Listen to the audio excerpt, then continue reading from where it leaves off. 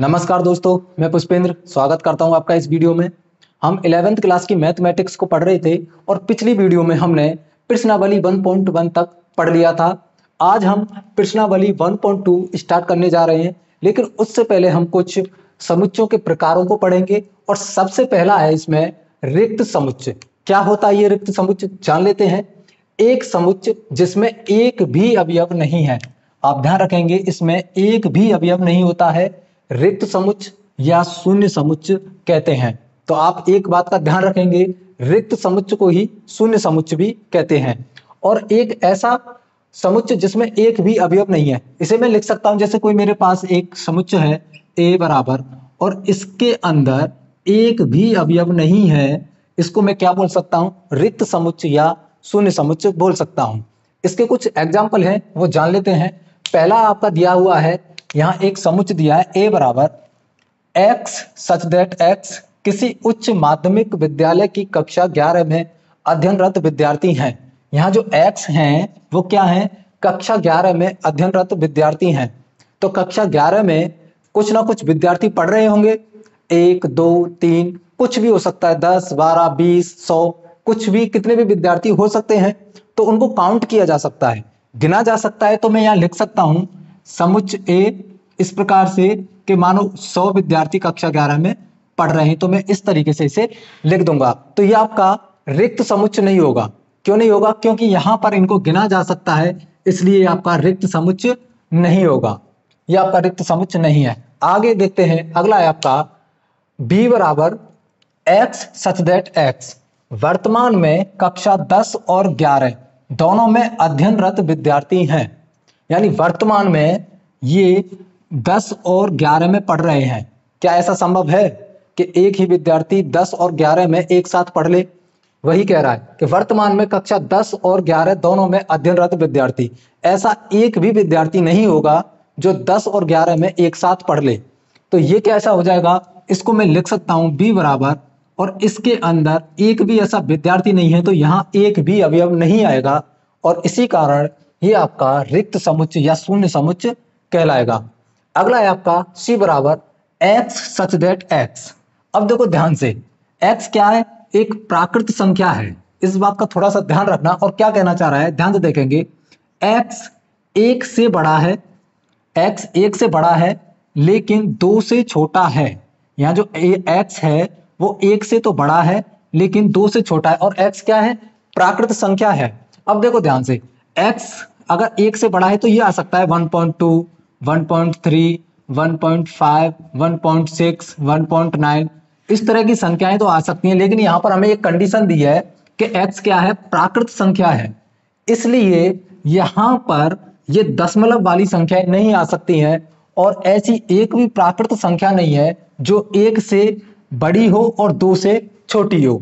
दशमलव में तो आ सकती हैं, लेकिन दशमलव वाली संख्याएं प्राकृत संख्याएं नहीं होती हैं। तो ये भी क्या हो जाएगा हमारा, मैं लिख सकता हूं c बराबर, ये भी हमारा रिक्त समुच्चय हो जाएगा। एक भी ऐसी प्राकृत संख्या नहीं है जो 1 से बड़ी हो 2 से छोटी हो, ये भी हमारा रिक्त समुच्चय हो जाएगा। अगला आपका एग्जाम्पल है d बराबर x such that x square minus 2 बराबर 0। और x क्या है, यहाँ पर x परमेय संख्या है। इसको थोड़ा सा देख लेते हैं, यहां पर दिया है x स्क्वायर माइनस 2 बराबर 0। इसे सॉल्व करेंगे तो x स्क्वायर बराबर 2 आ जाएगा, और इससे स्क्वायर हटाएंगे तो यहाँ पर ये प्लस माइनस अंडर रूट 2 हो जाएगा।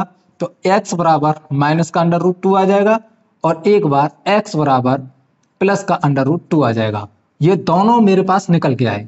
और हम कक्षा 10 में पढ़ चुके हैं, अंडर रूट 2 एक अपरमेय संख्या है। क्या है, अपरमेय संख्या है। और यहाँ क्या दे रखा है, ये परमेय संख्या है। ये तो अपरमेय संख्या निकल के आई है, लेकिन यहाँ क्या दे रखा है, x क्या है, एक परमेय संख्या है। तो ये भी क्या हो जाएगा, ये भी हमारा एक रिक्त समुच्चय हो जाएगा। यहाँ पर एक भी परमेय संख्या नहीं आई है निकल के, ये दोनों की दोनों क्या है, अपरमेय संख्या है।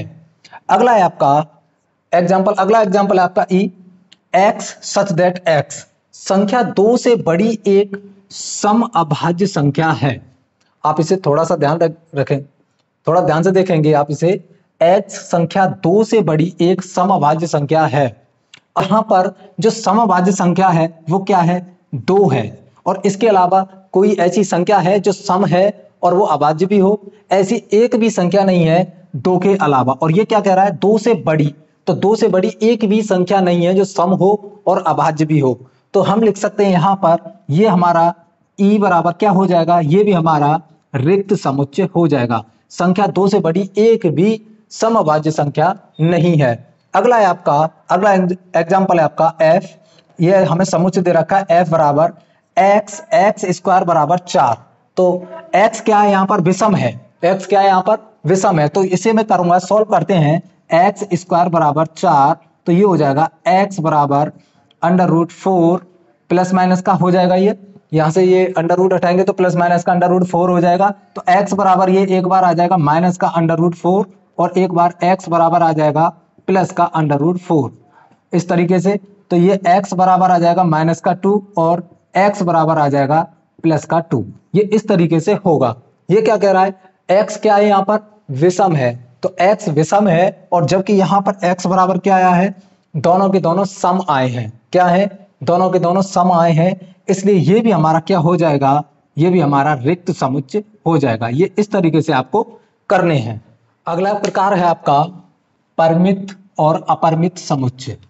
मैं एक बार इसे पढ़ दे रहा हूं, आपको ये स्क्रीन पर दिखाई दे रहा होगा। क्या होता है परिमित और अपरिमित समुच्चय।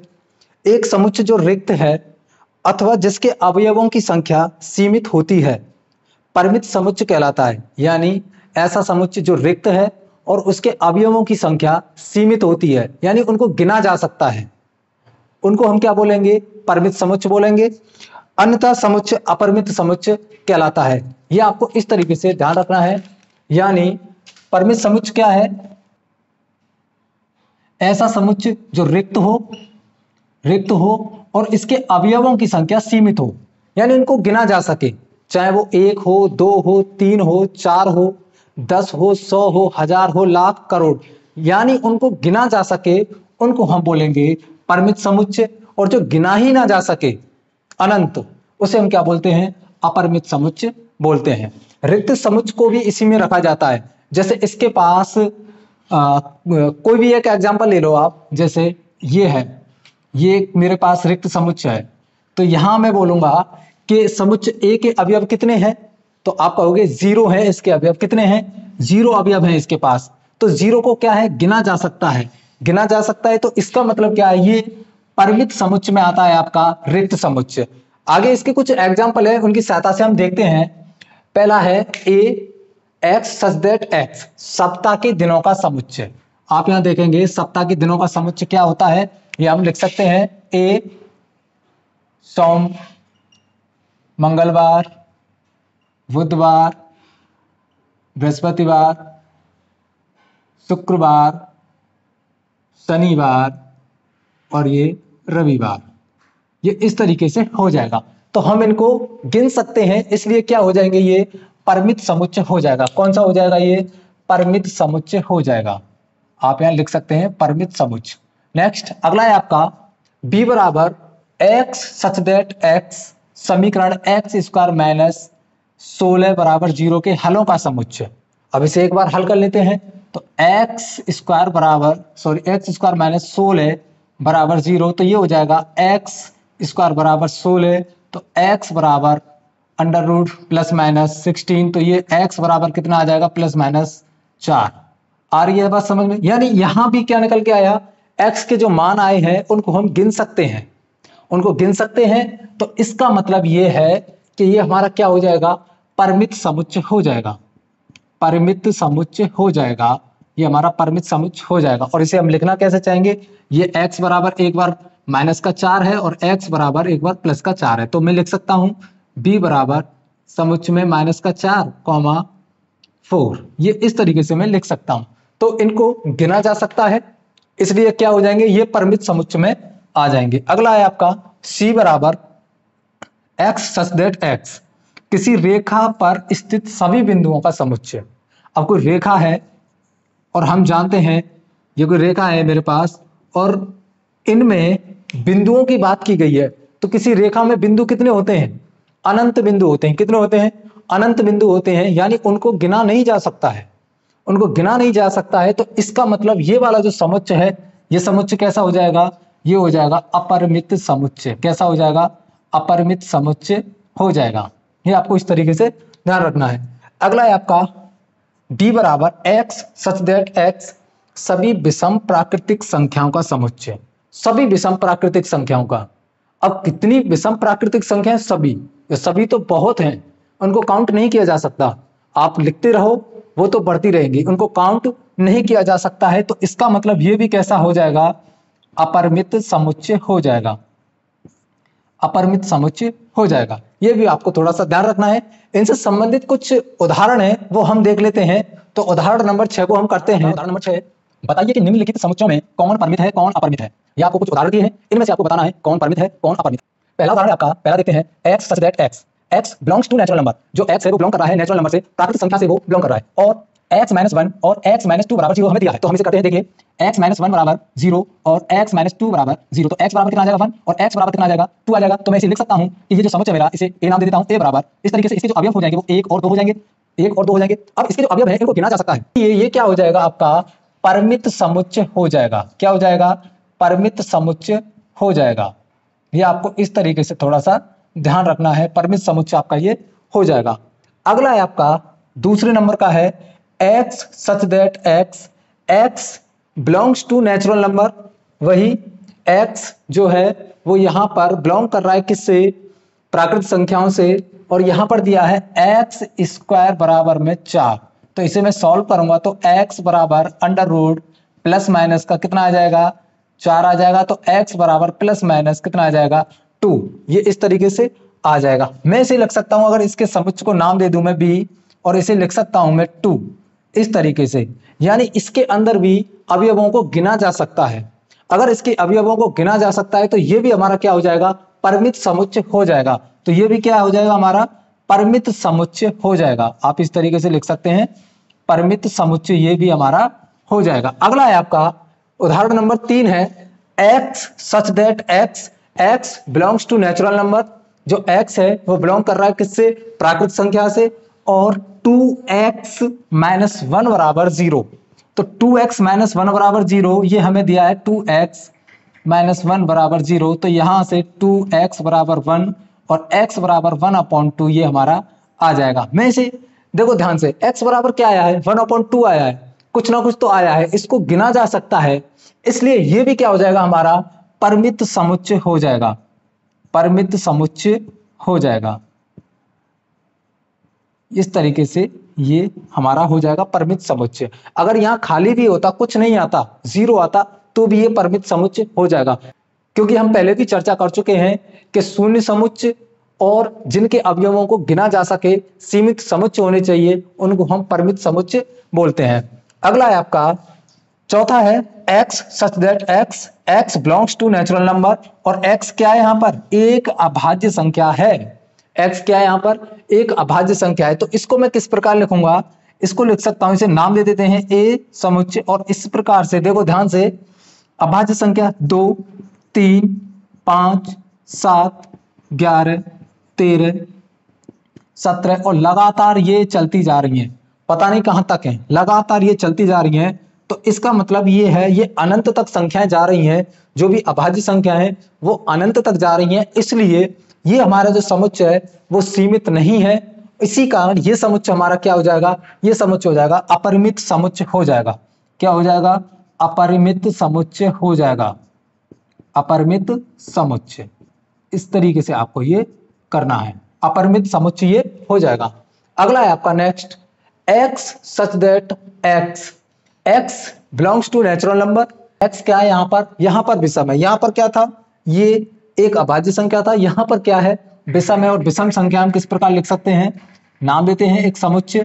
और 1, 3, 5, 7, 9, 11, 13, 15 लगातार चली जा रही हैं। ये भी संख्याएं अनंत तक जा रही हैं। ये नहीं बताया कि कहां तक हैं ये विषम संख्याएं, लगातार चली जा रही हैं। इसलिए ये भी संख्याएं, इसलिए ये भी समुच्चय क्या हो जाएगा हमारा? ये भी अपरिमित समुच्चय हो जाएगा, क्योंकि ये सीमित नहीं है, लगातार आगे विषम संख्याएं जाती जा रही हैं। तो इसे भी हम लिख देंगे अपरिमित समुच्चय। इसको इस तरीके से हम लिख देंगे। इस तरीके से आपका ये हो जाएगा। आगे अगला समुच्चय आपका समान समुच्चय। क्या होता है समान समुच्चय? मैं एक बार इसे पढ़ रहा हूं, आपको ये स्क्रीन पर दिखाई दे रहा होगा। समुच्चय ए और बी में यदि ए का प्रत्येक अवयव बी का भी अवयव हो, यानी ए का प्रत्येक अवयव बी का भी अवयव होना चाहिए, तथा बी का प्रत्येक अवयव ए का भी अवयव होना चाहिए, तो समुच्चय ए और बी समान समुच्चय कहलाते हैं, अन्यथा असमान समुच्चय कहलाते हैं। देखिए यहां पर इसका जो कहने का अर्थ है कि ए के जितने अवयव हैं वो समुच्चय बी में होने चाहिए, और समुच्चय बी के जितने अवयव हैं वो समुच्चय ए में होने चाहिए। इसको निरूपण हम इस प्रकार करते हैं, अगर ए और बी दोनों समान समुच्चय हैं तो आप इस प्रकार दिखाएंगे, अगर समान नहीं है असमान के लिए आपको इस प्रकार से ये निरूपण करना है। कुछ एग्जाम्पल है, देख लेते हैं। मैं यहां ए को लेकर के चल रहा हूं, इस ए को लेकर चल रहा हूं, तो देखते हैं अब ए के जो अवयव हैं वो V से कंपेयर करते हैं। अब देखो आगे पीछे हो सकते हैं, उससे कोई प्रॉब्लम नहीं है, लेकिन इस A के अवयव B में होने चाहिए, तभी ये समान कहलाएगा। तो देखो एक अवयव इसका है, इसमें भी है, ठीक है, 2 है, 2 है, 3 है, 4 है। इसका मतलब A के अवयव B में उपस्थित हैं और B के सभी अवयव A में उपस्थित हैं, इसलिए समुच्चय A और B क्या हो जाएंगे, ये दोनों समान हो जाएंगे। इस प्रकार से हम लिख सकते हैं। आगे देखते हैं, समुच्चय A के कंपेयर करते हैं हम C से, तो यहां देखेंगे A, यहां देखो 2 है, इसमें है, 3 है, 4 है, लेकिन 5 नहीं है। 5 नहीं है तो इसका मतलब यह है कि समुच्चय A के अवयव समुच्चय C में नहीं है, या फिर समुच्चय C के अवयव समुच्चय A में नहीं है। तो इसलिए हम लिख देंगे A equal to not C। ये क्या है, असमान समुच्चय है। इस प्रकार से हमको करना है। अब देखो A की कंपेयर में फिर से कराता हूं समुच्चय D से, तो यहां पर देखेंगे 1 है, 2 है, 3 है, लेकिन यहां पर 4 नहीं है। 4 नहीं है तो इसका मतलब क्या हो गया, ये भी असमान हो जाएगा। ये भी क्या हो जाएगा, आपका असमान समुच्चय हो जाएगा। इस प्रकार से हम इसे लिखेंगे। नेक्स्ट है आपका E से कंपेयर कराते हैं, तो यहां पर देखें A है, 2 है, 3 है, लेकिन यहां 4 नहीं है। इसका मतलब ये हो गया कि समुच्चय A के सभी अवयव E में उपस्थित नहीं है और E के सभी अवयव समुच्चय A में उपस्थित नहीं है, तो ये दोनों क्या हैं, असमान समुच्चय हैं। तो हम इन्हें क्या लिख देंगे, A equal to not E। ये दोनों समुच्चय क्या है, समान नहीं है। इस प्रकार से हमको ये करने हैं। आपको ये यहां तक समझ में आया हो, आप एक बार इसका यहां तक का स्क्रीनशॉट लीजिए और सामान्य समुच्चय से कुछ उदाहरण हैं वो हम देखते हैं। तो आप यहां तक का स्क्रीनशॉट लीजिए। अगला उदाहरण है आपका उदाहरण नंबर 7। समान समुच्चयों के युग्म छांटिए यदि ऐसा कोई युग्म है और उसका कारण भी हमको बताना है। ठीक है, तो पहला है आपका A और इस समुच्चय का जो अवयव है वो हमें क्या दिया है, 0 दिया है। दूसरे वाले को देखते हैं B को। यहां पर देखिए x सच दैट x क्या है, यहां पर 15 से बड़ा है लेकिन यहां 5 से छोटा है। क्या ऐसी कोई संख्या संभव है जो 15 से बड़ी हो लेकिन 5 से छोटी हो? ऐसी कोई भी संख्या संभव नहीं है। इसलिए ये हमारा जो हो जाएगा, ये हो जाएगा हमारा रिक्त समुच्चय। कैसा हो जाएगा, ये रिक्त समुच्चय हमारा हो जाएगा। आगे आपका C, x such that x, यहां पर x माइनस 5 बराबर 0 दिया है, तो इसे कर लेते हैं। x माइनस 5 बराबर 0 है तो x बराबर कितना हो जाएगा, 5। तो यहां पर एक समुच्चय हम लिख सकते हैं C बराबर ये 5 हम लिख सकते हैं। आगे नेक्स्ट है आपका D बराबर x such that x square बराबर में 25। तो ये दिया है हमें x स्क्वायर बराबर में 25, तो x बराबर में प्लस माइनस अंडर रूट 25 हो जाएगा। तो यहाँ x बराबर में प्लस माइनस 5 हो जाएगा। अब यहाँ पर कोई कंडीशन नहीं दी है कि हमें प्राकृत संख्या लेनी है, पूर्णांक लेनी है, क्या लेना है, तो हम इन दोनों संख्याओं को ले सकते हैं। तो मैं यहाँ लिखूंगा d बराबर, और इस d के जो अवयव हैं, d समुच्चय के जो अवयव हो जाएंगे वो -5 और 5, ये दोनों इसके अवयव हो जाएंगे। अगला है आपका ई बराबर, ये हमें एक समुच्चय दिया है x सच दैट x क्या है, समीकरण x square minus 2x minus 50 बराबर 0 का एक धन पूर्णांक मूल है। तो सबसे पहले हम इस समीकरण के मूल निकाल लेते हैं। तो मूल निकालने के लिए गुणनखंड करने होंगे। तो x square minus 2x minus 50 बराबर में 0। तो यहाँ इसके गुणनखंड करते हैं, यानी गुणा करने पर कितना आना चाहिए, माइनस का 15 आना चाहिए, और जोड़ने घटाने पर कितना आना चाहिए, वो माइनस का 2 आना चाहिए। तो हम इसके गुणनखंड करते हैं, तो ये हो जाएंगे माइनस का 5 गुणा 3, ये माइनस का 15 हो जाएगा, और माइनस का 5 और इसमें 3 जोड़ेंगे तो ये हो जाएगा माइनस का 2। इस तरीके से इसके गुणनखंड हो जाएंगे। तो करते हैं, x square minus 5x plus 3x minus 50 बराबर में 0, ये इस तरीके से हो जाएंगे। यहाँ से x कॉमन लीजिए, तो x बचेगा अंदर, और ये माइनस का 5 यहाँ बच जाएगा। यहाँ से प्लस 3 कॉमन आ जाएगा, तो x माइनस का 5 यहाँ बच जाएगा, और यहाँ से x प्लस 3 यहाँ आ जाएगा, और x माइनस 5 यहाँ आ जाएगा। तो यहाँ से x प्लस 3 बराबर 0 और x माइनस 5 बराबर 0 करेंगे, तो यहाँ पर जो x का जो x के जो मूल हैं, x बराबर एक तो आ जाएगा माइनस का 3, और दूसरा x ये 5 आ जाएगा। इसके जो मूल निकल के आए वो माइनस के 3 और ये 5 निकल के आए। लेकिन यहाँ पर x क्या है, समीकरण इसका जो हमें दिया हुआ है इसका धन पूर्णांक है, तो ये माइनस वाला नहीं लेना है। तो हमें कौन सा लेना है, ये लेना है हमें सिर्फ प्लस वाला। तो इसका मैं लिख सकता हूं इस तरीके से, समुच्चय ई, यहां पर इसका जो अवयव हो जाएगा वो हो जाएगा 5। इस तरीके से मैं इसे लिख सकता हूं।